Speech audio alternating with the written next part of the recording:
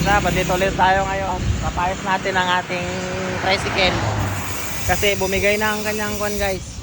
Ang mga malambot na kailangan ng i-welding. So again, it's me Rex Vlog. Huwag kalimutan mag-subscribe sa mga bago dyan. So ito guys, babanatan na ni Tropa ang ating tricycle, itong ating Rudo. Kasi ayan o,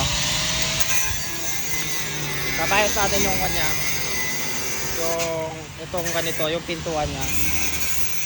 Tatanggalin yan, babaklasin, lalagyan ng bago para may fix na siya guys.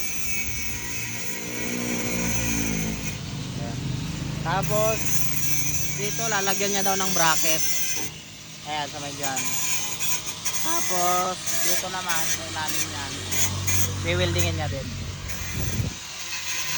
Ayan yung papalitan.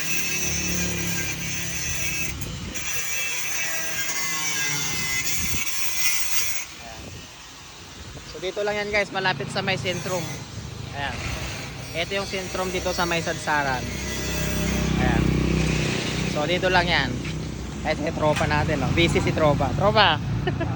Busy si Tropa ngayon, kaya si isang tropang gumama sa tricycle natin. Hanapin nyo lang sila dito guys. Sila yung mga kan dito, batikan sa kahit sa mga muffler, di ba?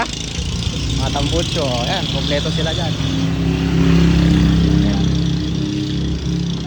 Gusto nyo rin magpakalkal dito, punta kayo dito guys, pakalkal kayo. Ayan o, Silverworks. Ayan, shout out sa Silverworks. Nagkakalkal sila, full exhaust diesel engine, full exhaust gas engine, free flow muffler. Ayan, mga welding, free fiber, kompleto sila. Silverworks. Ayan. Ayan na, babanatan na ni Tropa. Malapit na kasi yung tagulan guys, kaya dapat maayos na natin yung kanyang pintuan para hindi mabasa yung nasa loob.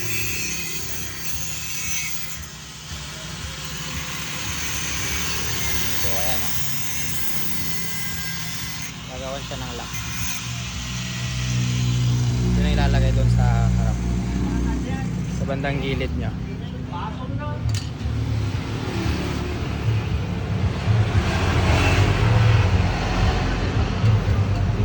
Yan, kakabit na siya guys.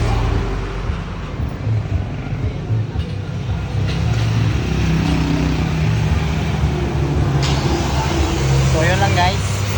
Huwag kalimutan mag-subscribe. Bye.